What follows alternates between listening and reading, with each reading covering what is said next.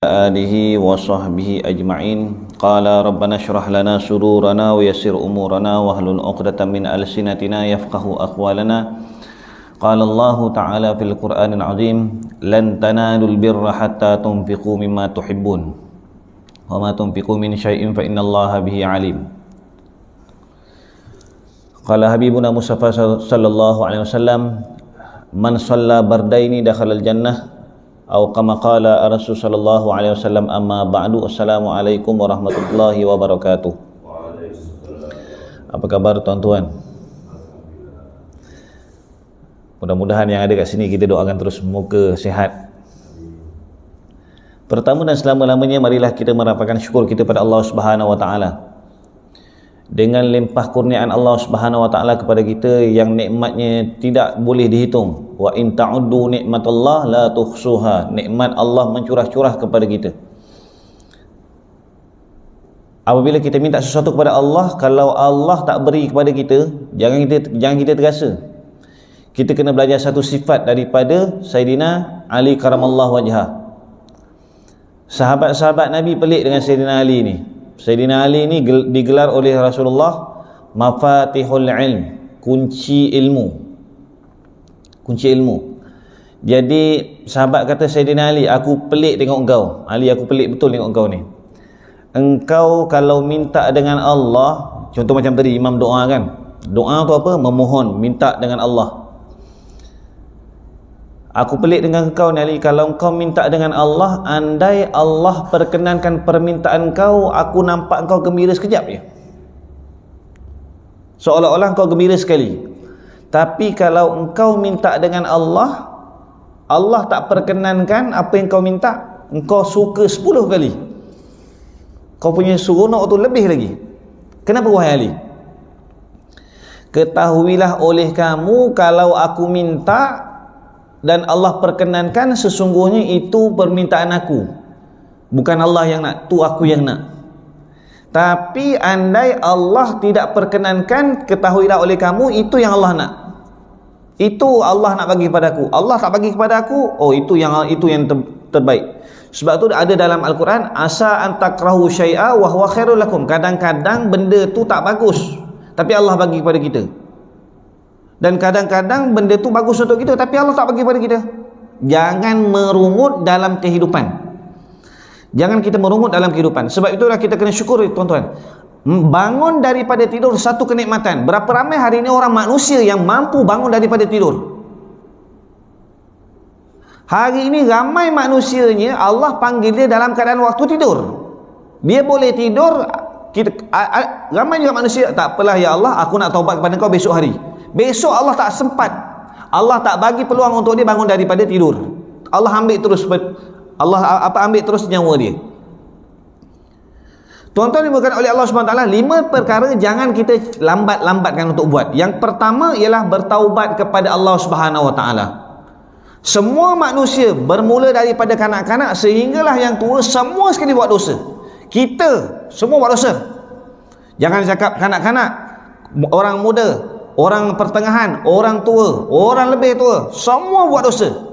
Seperti mana Nabi bagi tahu, kullu ibnu Adam khata' wa khairal khata'in at-tawwabun. Semua anak Adam melakukan dosa. Semua anak Adam melakukan dosa. Sebaik-baik orang yang melakukan dosa ialah dia sentiasa bertaubat kepada Allah. Ustaz, kalau hari ini buat dosa, besok bertaubat, hari ini buat dosa, petang nanti bertaubat. Itu kerja Allah untuk terima taubat ataupun tak terima. Jangan kita pertikaikan Allah terima ke tak, Ustaz. Tugas kita pula bukan menghukum orang. Orang ni dah buat dosa, kau buat dosa. Tugas kita untuk kita sebarkan kasih sayang. Selesai. Tugas kita kat dalam dunia ni apa? 2. Yang pertama, Allah bagi tahu dekat dalam surah Az-Zariyat. Allah bagi tahu apa? Wa ma khalaqtul jinna wal insa illa liya'budun. Tidak aku ciptakan jin dan manusia. Kenapa Allah sebut jin dan manusia? Sebab 2 makhluk ni sahaja yang akan dihisap oleh Allah di hari akhirat nanti. Binatang tak kena, Ustaz? Tak kena. Tumbuhan tak kena, Ustaz? Tak kena. Batu bata tak kena, Ustaz? Tak kena. Yang kena apa? Jin dan manusia. Sebab itulah Allah bagi tahu wa ma khalaqtul jinna wal insa illa liya'budun. Melainkan semata-mata menyembah Allah. Adakah menghina orang, adakah mencaci orang itu menyembah Allah? Adakah dengan cara kita tak dapat jaga lidah kita itu dikira sebagai orang yang memperhambakan diri kepada Allah? Tidak.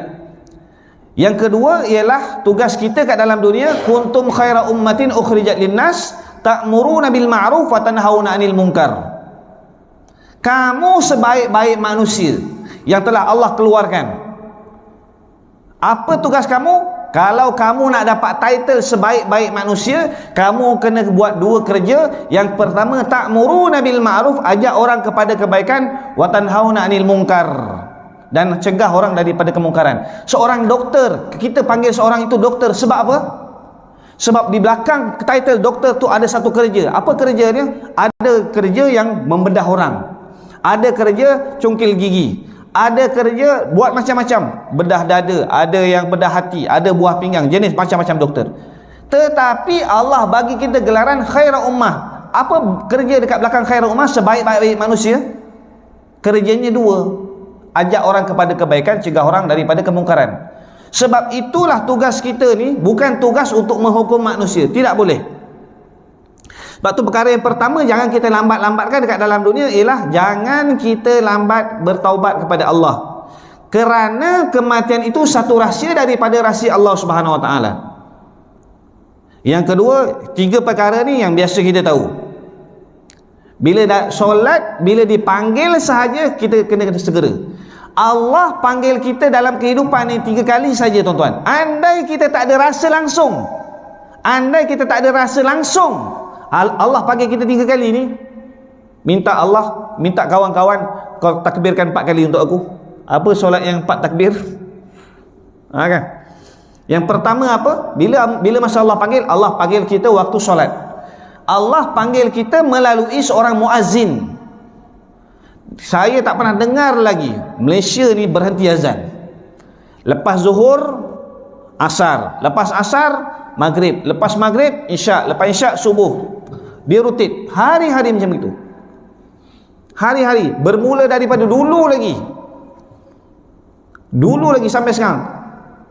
Tapi kenapa zaman sekarang ni kalau kita bangun tidur, yang kejut kita bukan azan. Kalau dulu kita dengar azan, azan, bangun. Kadang-kadang sebelum azan tu kita dah bangun, kita tunggu bila nak azan. Hari ini semua orang ada internet, hari ini semua orang ada handphone. Kita gantikan azan tadi tu dengan alam yang ada, jam loceng baru, bunyi macam-macam. Ada yang bunyi lagu orang putih, ada yang bunyi lagu orang Hindustan, ada yang bunyi lagu Cina, tapi tak bangun-bangun juga.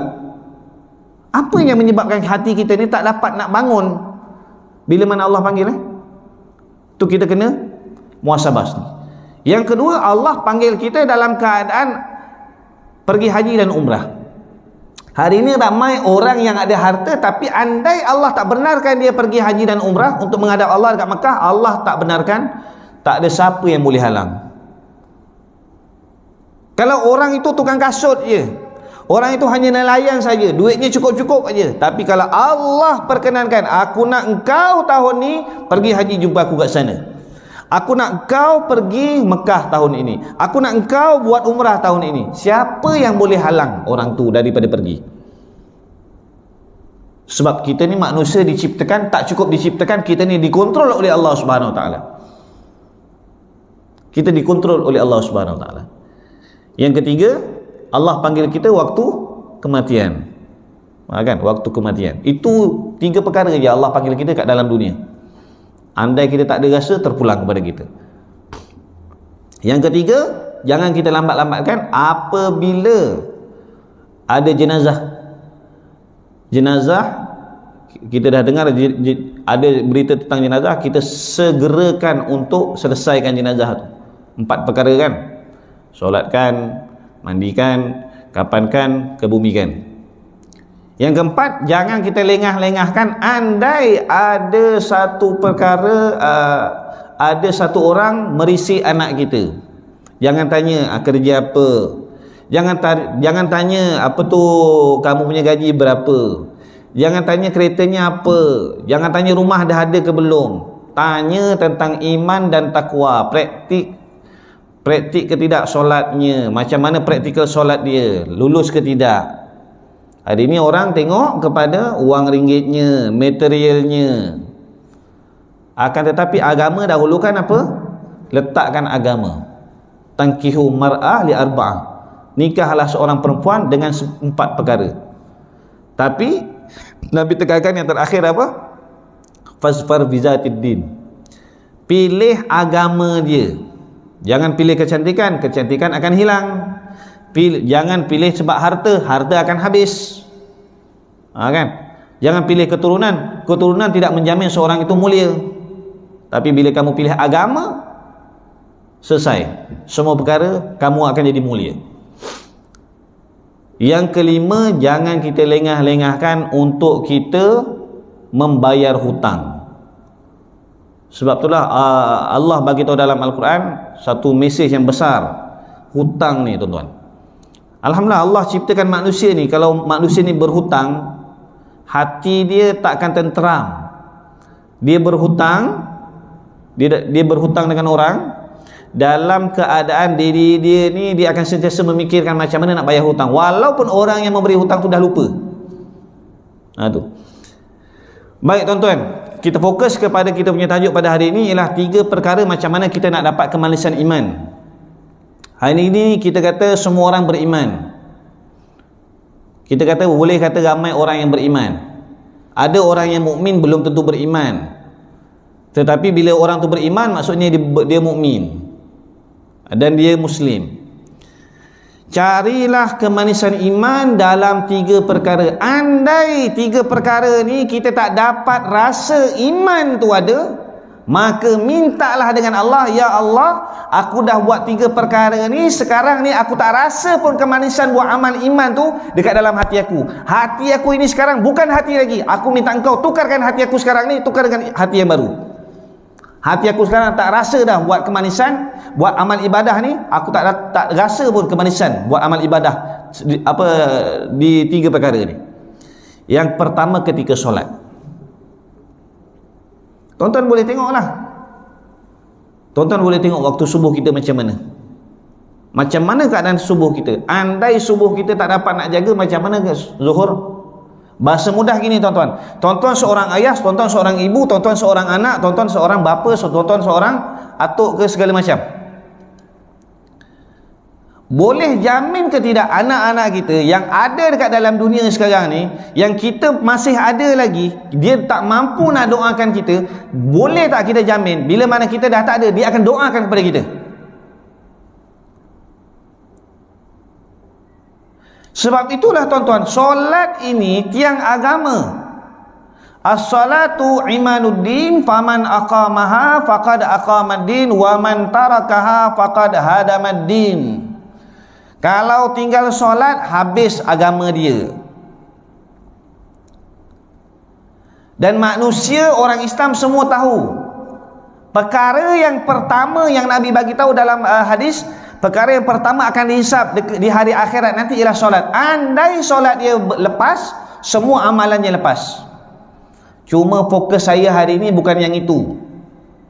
Fokus saya hari ini, solat kita sekarang sama tak dengan solat kita masa kita darjah 5, darjah 6, tingkatan 1, tingkatan 2? Kualiti solat kita ni sama ke tidak? Adakah kita angkat takbir gitu tanpa kita faham apa sebenarnya falsafah solat?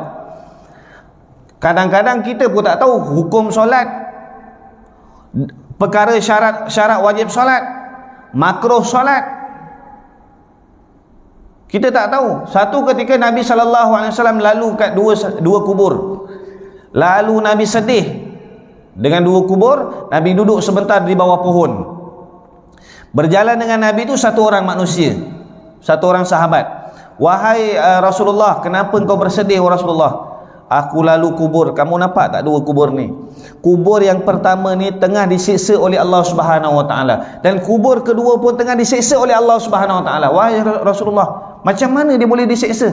Kubur yang pertama disiksa oleh Allah Subhanahu Wa Taala. Allah beri mulut kepada dia, tapi dia tak pandai nak jaga mulutnya. Itu kita tak nak bincang berkenaan dengan mulut. Itu ada satu, kita akan buka satu kelas yang lain. Kita cerita tentang mulut pula. Yang kedua ni, manusia ni, kubur yang kedua, aku nampak, aku dengar teriakan orang ni diseksa oleh Allah Subhanahu Wa Taala. Sebab satu perkara je, orang ni solat tak? Solat, tetapi dia tak dapat sempurnakan wuduknya dalam keadaan sempurna, yang mana dia basuh kaki tak sampai ke buku lali.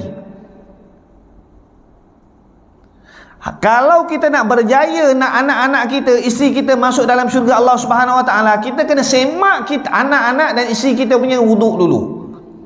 Berapa ramai hari ini orang mampu datang ke masjid, solat berjemaah, akan tetapi di rumah tak mampu kita nak singgah dia orang. Anak tengok pukul 7 malam kan, tengok waktu maghrib. Waktu maghrib orang solat, time itulah orang buka cerita Melayu yang sedap. Lepas tu cerita yang sedih-sedih pula pukul 7 malam.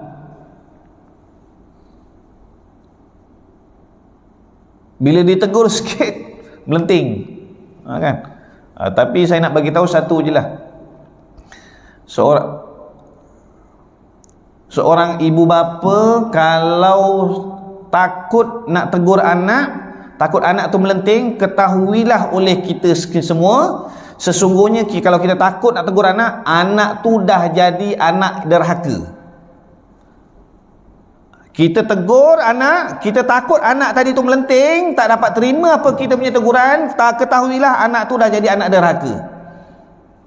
Ibu-ibu, ayah-ayah, jangan takut untuk tekankan anak. Tuan-tuan nak nangis dekat dunia ataupun tuan-tuan nak sedih dekat hari akhirat, terpulang. Jadi tuan-tuan dimulakan oleh Allah Subhanahu Wa Taala, macam mana kualiti solat kita nak hadap kepada Allah Subhanahu Wa Taala? Adakah dengan kualiti solat kita sama macam kualiti solat kita masa darjah 5, darjah 6, tingkatan 1, tingkatan 2 sampai tingkatan 5? Angkat takbir sama. Kita pun tak faham-faham bacaan Fatihah, kita pun tak faham apa yang kita baca. Ada satu ayat dalam Al-Quran, sindiran halus daripada Allah Subhanahu Wa Taala kepada kita, kalau yang mana fahamlah. Allah bagi tahu dalam Al-Quran, la taqrabus salah wa antum sukara hatta ta'lamun ma taqul. Janganlah kamu hampiri solat. Al-Quran buat daripada apa? Al-Quran bahasa apa? Bahasa Arab. Allah turunkan dekat mana? Dekat Nabi. Siapa orang kat kawasan itu? Orang Arab. Allah bagi tahu dalam Al-Quran, jangan kamu hampiri solat dalam keadaan kamu mabuk. Dalam keadaan kamu mabuk. Sebab tu arak ni ada 3 peringkat. Allah pengharaman arak ni ada 3 peringkat. Pada permulaannya kita boleh, orang Islam boleh minum arak, tapi jangan minum arak waktu-waktu nak semayang. Sebab Allah tak akan terima, sebab kita orang yang semayang tadi tu dia tak faham pun apa yang dia baca. Tengok tuan-tuan, orang Arab Allah tegur, la taqrabus salah wa antum sukara. Jangan kamu solat dalam keadaan kamu mabuk. Hatta sehingga ta'lamun, kamu mengetahui ma taqul, apa yang kamu baca. Sebab orang Arab ni Allahu Akbar, baca Fatihah dia tahu terus maksud dia, baca surah apa dia tahu terus maksud dia. Bezakan dengan kita, minum arak pun tidak, tak faham-faham sampai ke sudah. Beza tak? Itu bukan sindiran halus tu. Umur 50, umur 30, umur 40, 50, 60, tapi kualiti solat dia sama. Macam mana kita nak bawa kualiti solat kita jumpa Allah? Sebab Nabi bagi tahu, awwalu ma yuhasabul 'abdi yaumal qiyamah as-salah. Perkara yang pertama akan dihisab oleh Allah di hari akhirat nanti ialah solat. Andai solat kita berjaya keseluruhannya. Kita tak cerita lagi tentang fadilat, kelebihan orang yang jaga solat. Kita tak cerita tentang ancaman orang yang tinggalkan solat. Ayat yang pertama saya bagi tahu, lan tanalul birra hatta tunfiqun mimma tuhibbun. Kamu tidak akan jadi orang yang terbaik andai kita tak mampu nak bagi suatu perkara yang kita suka. Ayat ni diturunkan ketika mana satu orang sahabat terleka dengan kebun dia waktu asar, terleka dengan kebun dia sehingga dia ni lewat jadi orang masbuk. Apa maksud masbuk? Orang yang lambat. Orang solat lambat, datang solat lambat.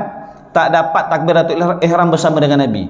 Setelah selesai, ya Rasulullah, aku tak dapat takbiratul ihram dengan kau disebabkan ini, kebun aku ni menyebabkan dia ni leka aku untuk solat.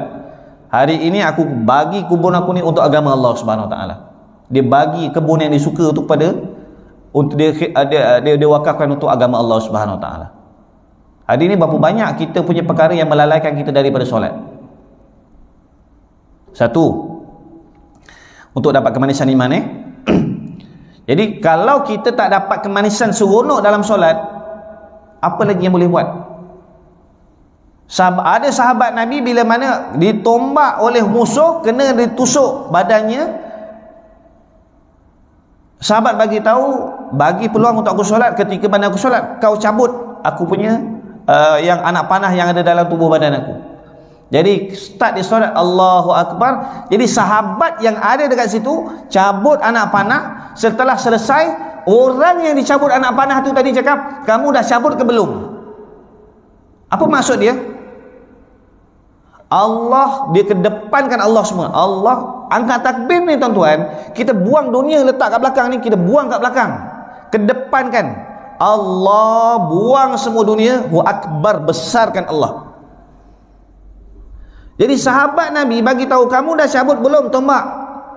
Nak bagi tahu, tak ada rasa langsung dia cabut tombak. Kita nyamuk lalu depan kita, nyamuk yang seronok terbang tu pun boleh mati. Beza solat kita dengan solat sahabat. Sebab itulah solat-solat sahabat Nabi dapat tarik khazanah Allah Subhanahu Wa Taala, dapat menjamin dia orang ni dapat redha Allah Subhanahu Wa Taala. Kita punya solat ni kita tak dapat menarik khazanah Allah. Tapi paling kurang tuan-tuan, selepas solat kita kena ada rasa dua perkara kita kena ada rasa. Yang pertama, kita kena rasa berharap, dan yang kedua takut. Ar-raja wal khauf. Berharap, ya Allah, betul tak ni aku solat ni? Aku minta, betul tak aku solat ni macam Nabi? Sebab Nabi bagi tahu, sallu kama raaitumuni usalli. Solatlah kamu seperti mana kamu lihat aku solat. Bagus Nabi punya ayat ni. Sallu kama raaitumuni usalli. Solatlah kamu seperti mana kamu tengok aku solat. Kita tiru.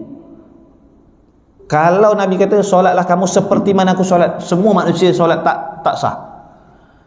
Nabi punya solat dapat tengok syurga Allah Subhanahu Wa Taala. Allah bentangkan syurga Allah Subhanahu Wa Taala dekat depan Nabi. Kita punya solat, Allahu Akbar, kunci yang hilang tu boleh timbul pula waktu solat. Kita punya solat boleh fikir pula, air ni dah panas, dah sejuk belum ni? Aku rasa dah letak dah ni air TO dekat sebelah meja ni, dah sejuk ke belum? Kita punya solat. Jadi macam mana kita nak bawa solat kita, kualiti solat kita berjumpa dengan Allah, tu yang pertama. Yang kedua, nak dapat kemanisan iman, kita tengok macam mana hati kita, jiwa kita, diri kita dengan Al-Quran, hubungan diri kita dengan Al-Quran. Hari ini ramai orang yang berkahwin fokus pada Al-Quran, nak jadikan dia sebagai hantaran. Tetapi tak ramai manusia nak jadikan Al-Quran itu panduan hidup. Satu-satunya buku, itulah buku perlembagaan. Kalau kamu nak berjaya dekat akhirat, itulah perlembagaan yang kamu kena ikut. Adapun buku perlembagaan selain daripada Al-Quran tidak menjamin kamu masuk dalam syurga dan tidak jamin kamu bahagia kat dalam dunia. Andai kamu jadikan Al-Quran sebagai dusturuna, perlembagaan hidup kita, kita akan berjaya di dunia dan di akhirat. Ini janji Allah Subhanahu Wa Taala. Berapa lama dah, kalau kita tanya anak-anak kita, dah berapa lama kamu tak pegang Quran? Berapa lama kamu dah tak baca Quran? Berapa lama dah? Berapa jauh hati kamu dengan Al-Quran? Al-Quran bukan nak dibaca waktu orang mati je tuan-tuan. Al-Quran ni nak baca untuk hidupkan benda yang mati, hidupkan hati yang dah tak ada ni, hidupkan balik. Tapi kita jauh dengan kita. Andai kata Al-Quran ni boleh bercakap tuan-tuan sekarang ni, Al-Quran akan rasa, ya Allah, aku cemburu dengan handphone ni, ya Allah.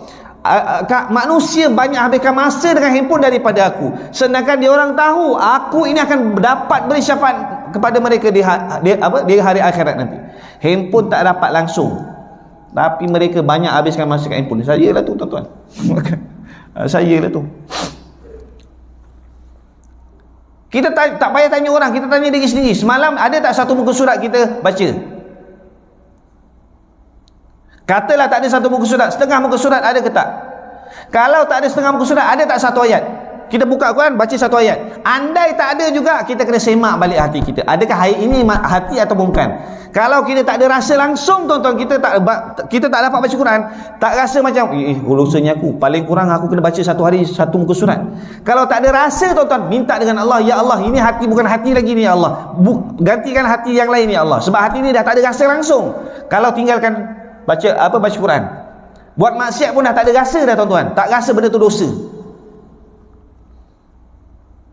Tuan-tuan, kalau tak cari, tuan-tuan tengok berapa ramai hari ni orang yang sembahyang subuh, tak sembahyang subuh, tak ada rasa apa-apa pun. Tuan-tuan jumpa, tuan-tuan cari. Tak sembahyang subuh, hidup dia macam biasa je kehidupan dia. Tak ada rasa bersalah langsung.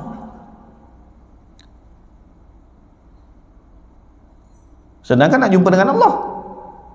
Dan kita pula tahu perkara pertama akan disoal apa. Dan kita tahu pula soalan-soalan kubur.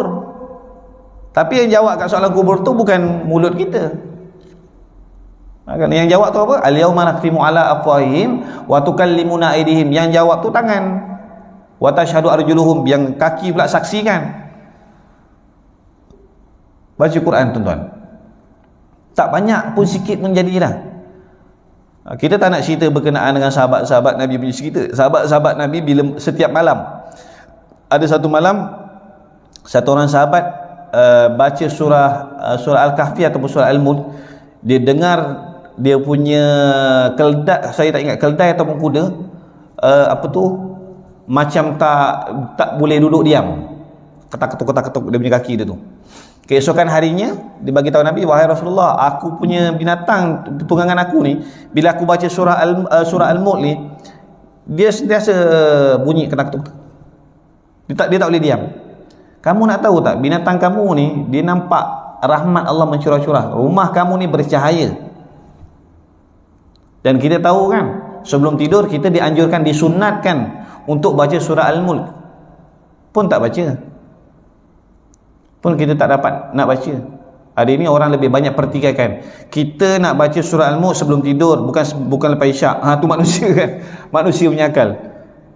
Orang pula tanya, Ustaz, betul ke kita baca surah Al-Mulk ni lepas isyak ni? Kan kita lepas isyak ada buat benda lain. Ke sebelum tidur? Jangan tanya yang itu. Tanya kamu nak buat ke tak nak buat ni? Kamu nak buat ke tak nak buat?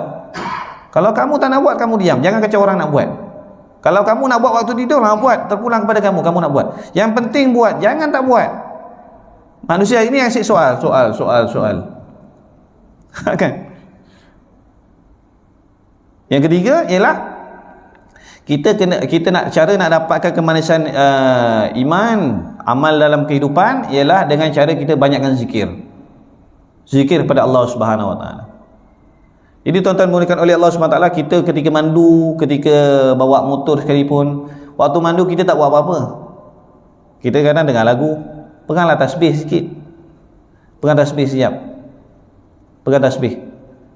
Nabi bagi tahu kalimatani khafifatani 'ala lisan saqilatani fil mizan habibatani ila rahman. Satu kalimah yang mana berat di sisi Allah Subhanahu Wa Taala, ringan dekat lisan. Tapi ramai manusia tak mampu nak buat. Bacaan dia apa? Subhanallah wa bihamdihi subhanallahil azim. Gini tuan-tuan. Selepas solat ni kita ada 3 jenis manusia tau. Ada 3 jenis manusia. Selepas solat, Assalamualaikum warahmatullahi, Assalamualaikum warahmatullahi. Ada 3 jenis manusia. Manusia yang pertama, dia tak zikir, tak doa, terus lagi. Ada yang kedua, ada manusia lepas solat, Assalamualaikum warahmatullahi, Assalamualaikum warahmatullahi. Yang kedua ialah manusia itu ada zikir tapi tak ada doa. Ada manusia yang mana dia tak zikir tapi doa. Dan yang keempat, manusia buat semuanya. Tuan-tuan, kalau kita lepas solat, kalau kita tak zikir, kita sebenarnya tak sedar diri yang mana kita ni banyak buat dosa. Kita kena minta ampun dengan Allah.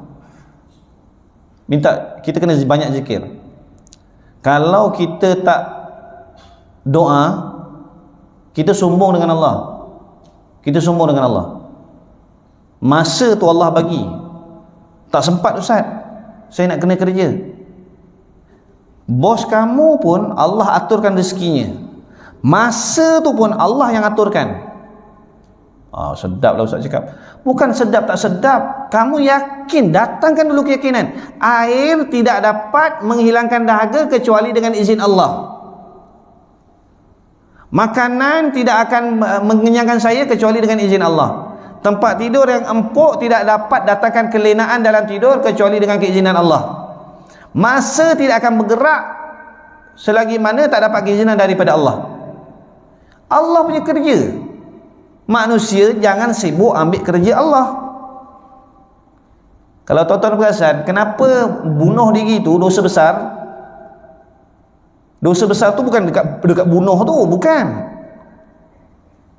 Bukan yang itu. Yang jadi dosa besar tu sebab kamu ambil tugas Allah. Yang cabut nyawa dan bagi nyawa itu tugas Allah. Kamu bunuh diri, dua dosa besar. Kamu ambil tugas Allah, lepas tu kamu bunuh diri pula. Dosa besar ada dua jenis. Yang pertama daripada segi zahir, yang kedua daripada segi batin. Daripada segi zahir, ia bunuh diri itu dosa besar. Daripada segi batin, syirik kepada Allah Subhanahu Wa Taala. Syirik ni yang tak nampak ni. Jadi tuan-tuan, kita kena banyakkan zikir kepada Allah Subhanahu Wa Taala, baca doa paling kurang. Lepas solat baca doa. Andai kita nak doa kita dimakbulkan oleh Allah, jangan tinggal 4 perkara dalam doa. Yang pertama, jangan lupa kita solat, selawat. Yang kedua, jangan lupa untuk doakan kedua ibu bapa kita. Yang ketiga, jangan lupa untuk kita bacakan doa muslimin dan muslimat, kebahagiaan muslimin dan muslimat. Yang keempat, jangan lupa baca doa kebahagiaan di dunia dan juga di akhirat. Hari ni orang kita tengok doa panjang, tapi doa ibu bapa tak ada. Doa ibu bapa tak ada. Jadi tuan-tuan, andai kita nak doa kita diterima oleh Allah Subhanahu Wa Taala, masukkan 4 perkara, 4 elemen ni. Yang pertama, selawat tu jangan lupa tu selawat. Dekat kita punya khutbah kan, perasan tak bila kita angkat tangan doa? Khutbah kedua kan, dekat khutbah kedua ada angkat tangan kan. Bila kita angkat tangan doa, bila kita dengar Allahumma filil muslimin wal muslimat, betul? Sebelum daripada tu apa doanya? Selawat atas Nabi. Bermula daripada selawat tu kita angkat tangan tuan-tuan. Bermula daripada selawat tu kita kena angkat tangan. Allahumma salli ala sayyidina Muhammad wa ala ali sayyidina wa maulana Muhammad. Allahumma filil muslimin wal muslimat. Kita nampak doa tu je, macam selawat tu bukan doa. Sedangkan kita tahu selawat ni akan bagi syafaat kepada kita dekat hari akhirat nanti. Nabi bagi tahu aqraba minni yaumal qiyamah macam ni. Sedekat-dekat manusia dekat hari akhirat dengan aku ni macam ni, menunjukkan ada dua golongan. Yang pertama golongan ahasinuhum akhlaqan, yang baik akhlaknya. Dekat dalam syurga nanti tuan-tuan, semua orang yang beradab saja yang dekat dalam syurga. Orang yang berakhlak baik saja dekat dalam syurga. Saya tak boleh nak cakap orang berilmu, sebab ramai orang berilmu hari ni adabnya tak ada. Tuan-tuan tengoklah atuk nenek moyang kita dulu. Belajar tak ada, jejak universiti pun tak pernah sampai. Sekolah pun tak habis.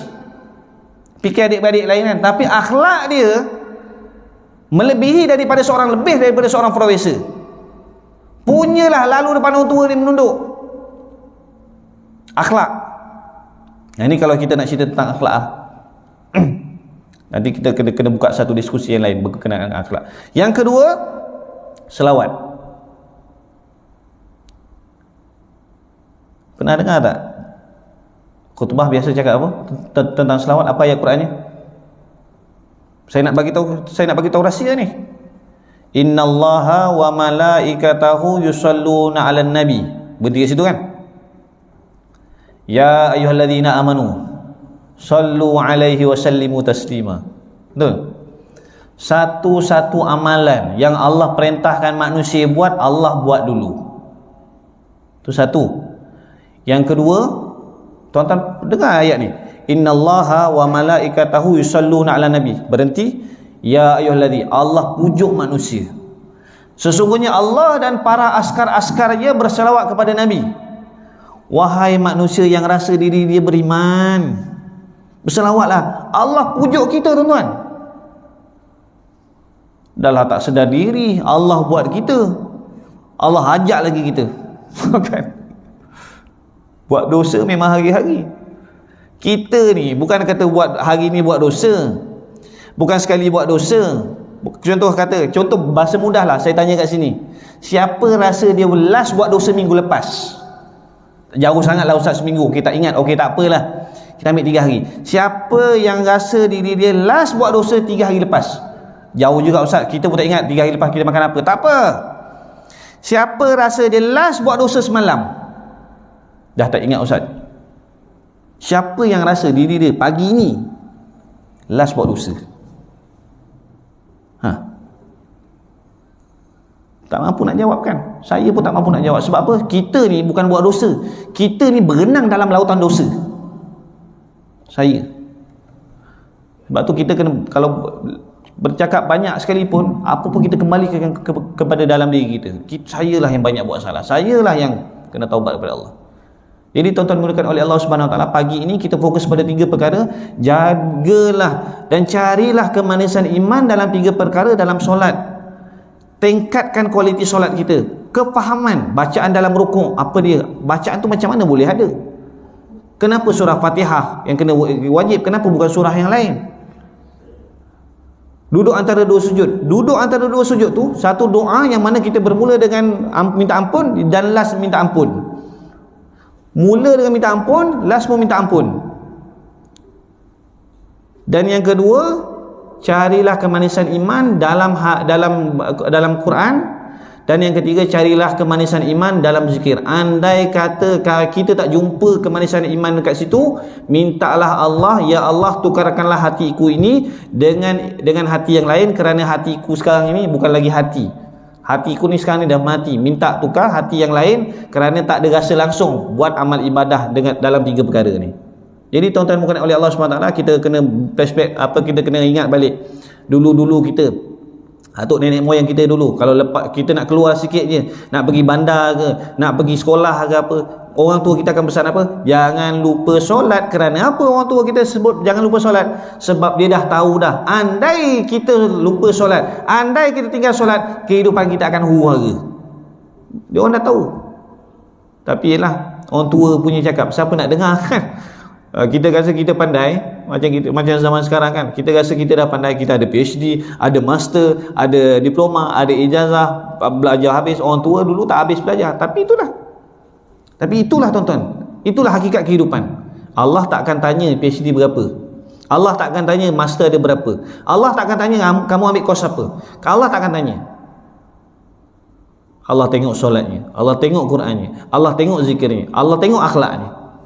Sebab tu Dr. Ismail Kamus bagi tahu, Allah yarhamuhu, 4 perkara kita kena jaga dalam kehidupan. Yang pertama jaga solat, yang kedua jaga Quran, yang ketiga jaga kita punya zikir, yang keempat jaga sedekah kita berterusan. Jadi tuan-tuan bukan oleh Allah SWT, sekarang itu perkongsian saya pada pagi ini. Mudah-mudahan yang baik itu datang daripada Allah Subhanahu Wa Taala, yang lemah dan kurang itu sememangnya datang daripada kelemahan saya sendiri. Aqulu qauli hadza wa astaghfirullahal azim li wa lakum. Wassalamualaikum warahmatullahi taala wabarakatuh.